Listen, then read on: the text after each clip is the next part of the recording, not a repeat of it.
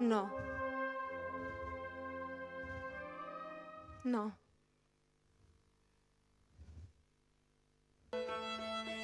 Sono stata in un paese lontano, in un giardino segreto.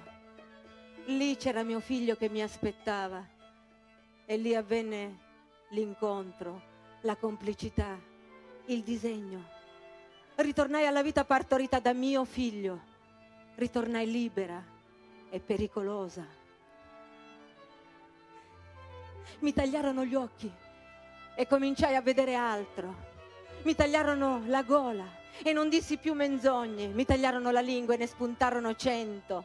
Mi tagliarono il petto e mi innamorai di tutti. Mi tagliarono le mani e accarezzai con il cuore. Mi tagliarono la pancia e ho partorito 1000 figli. Mi tagliarono la vescica e non provai più la colpa.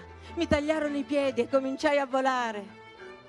Mi tagliarono i rami secchi e oggi sono tutta un germoglio.